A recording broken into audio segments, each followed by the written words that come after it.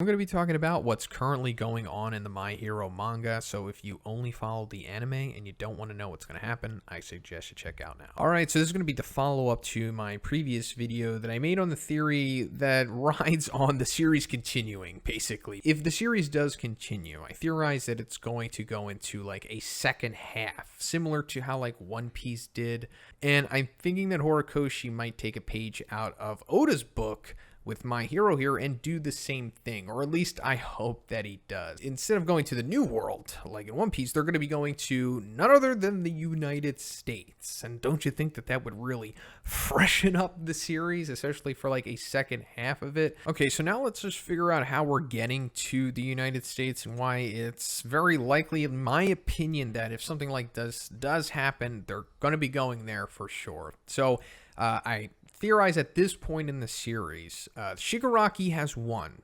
including like the League of Villains, the Paranormal Liberation Front, who is ever left at that point.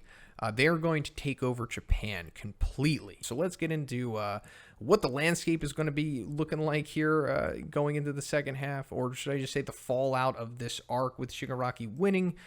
So All Might, while he is retired, of course, I do think that he's definitely going to be kicking the bucket by the hands of Shigaraki at the end of this arc.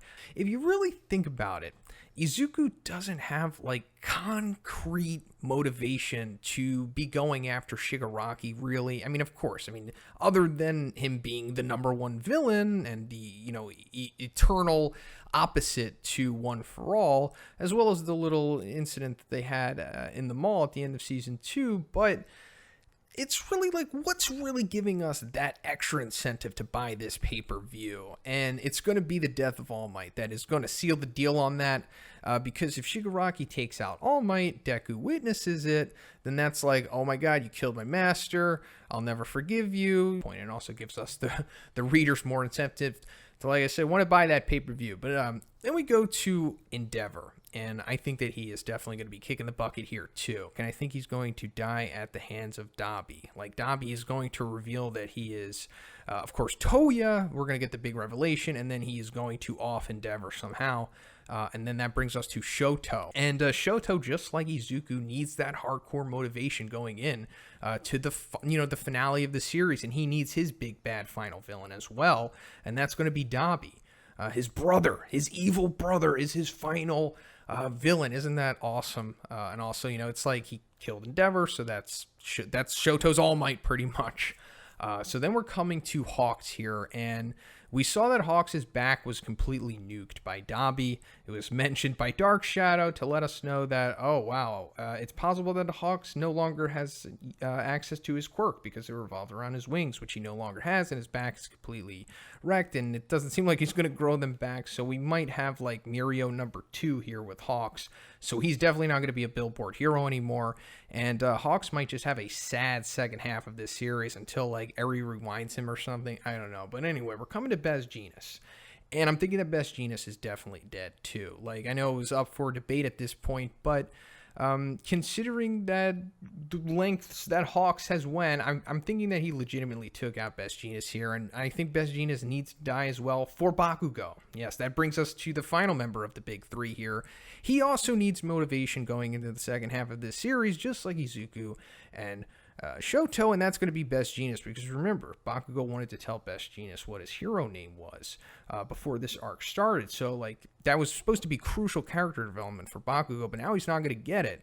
And not only that, but he's going to find out, probably most likely, that Hawks took out Best Jeanist, and at the same time he's going to hate Hawks for it, but he also might come to like this conflict where he can't blame Hawks for doing it. Like, he did it for the greater good, and I think it's ultimately going to come down to him like blaming Shigaraki because that was the reason why Hawks did it. If it wasn't for Shigaraki, then he wouldn't had to have taken out Best Jeanist, so I think it's going to come down to that. Now, so we're coming to Edgeshot here, and I'm thinking that Edgeshot is going to die too, even though he hasn't died yet and hasn't even come close to it. I'll let you know in a little bit why I think that's going to happen. So then we're coming to Mirko, and we've seen that she, after, an impressive fight against multiple Hayanomu, she's pretty much wrecked, maybe beyond repair at this point. Like, I don't think she can recover from these injuries and still be a billboard hero after this. So I'm thinking that she's going to retire as well. And then Crust, as we see, he's gone. Unfortunately, rest in peace. And that brings us to Kamui Woods. So he is the big piece here that's going to tie everything together, in my opinion. He's going to be like the Obi-Wan, the guy that takes everyone after, the Empire has taken over, and he's going to take everyone to America. He's going to be the one to do it. He's going to overlook the next generation. And why do I think that? Well, that's because we got like the street clothes art of Kamui Woods. Like Horikoshi will do that with almost every character after a chapter or something. And the bottom text here says something interesting. It says some claim that he will be the one to create the next generation of heroes. Now, at the time, we were just like, oh, that's cool. Yeah, there's promise in this dude for sure. But now that I'm reading that in the current landscape of the series, I think this might be Horikoshi planting the seed that Kamui Woods might be like the Obi-Wan of this series. Like, he's a big deal. Because look, we already just went over it. Process of elimination, he technically would become the number one hero on the Billboard chart, right? I mean, they're obviously not going to have rankings because Shigaraki took over, but unofficially, he would be the number one hero. Therefore, he would be, above all the other heroes on this list. So they're going to come to him. He is going to be the leader there. Like I said, process of elimination. So he's going to take everyone. So another reason why the series would seriously benefit from going to America in its latter half is because of the whole academia pseudo fatigue, I'll say, that maybe the fandom has had up until that point. Because My Hero Academia, we enjoy the academia part of it, but we've seen a lot of it. Like, a lot of the series has revolved around it. Obviously, it's the name of it. But people kind of have been saying, how many times can you do, a joint battle or a sports festival or something like that, or them doing classwork or whatever, And it's like, this fixes that because now we're taking them and putting them in an entirely new school. And also, like I said, there's probably going to be a time skip involved in this, or at least I hope there is. Now, I'm thinking at the most, Horikoshi will push it 1 year into the future. I don't think it's going to be 2 years. But if he doesn't do 1 year, then maybe 6 months, maybe 3 months. But I'm hoping that it's going to be 1 year here, because if he does, then that will push them all to third years. So that means that when they go to America or the American school, we're going to see them all just as third years, their final years in the school. And then that's when we're really interested to see the new academia aspect of it, because now they're competing with the American students and they're probably going to be beasts as well. So then that brings us to the second sports festival that we're going to see in the series, which I know everyone is hungering for. I am too.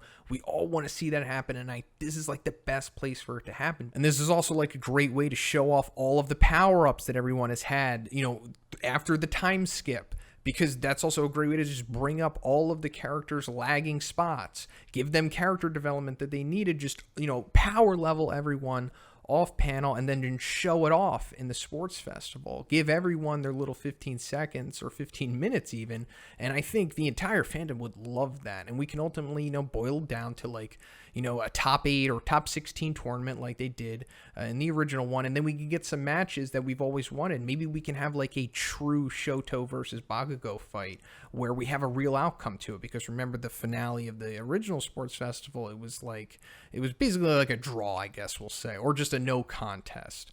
And then of course we can have the other beastly American students go against, our favorites from Class 1A and Class 1B, and then maybe we can have a final between Izuku and the number one American third year or something. And then just to finish this off, I want to touch on a few other little points that I think will bring this all together better. So Vigilantes, My Hero Vigilantes, the spin-off manga, that has actually surprisingly set up a few things that paid off in the actual main continuity of My Hero Academia, like Aizawa's backstory, Shirakumo, just to name some. But they've also set up America in there, the United States. They talked about it a lot, and that's also, just the only other country besides Japan that's the most prominent within the My Hero series. So considering that they set up the lore there, including Captain Celebrity, who I'm sure that they will meet up with when they go to America, I don't know if he's going to be the number one hero still. Probably not. Maybe it'll be a new number one hero, and that's also, fun to introduce new characters.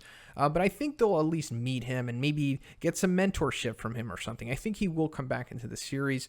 And then also, going back to the first movie, Melissa Shields, the daughter of David, you know, All Might's boy. He, I mean, she's like probably going to be living in America too, so we can have that moment where she meets up with Izuku, and then we can have the cross continuity connecting between the first movie and the anime again, kind of like what they did in, I think it was season 3 when they tried to do that. And then also Melissa, she's good at creating gear and support stuff and all of that.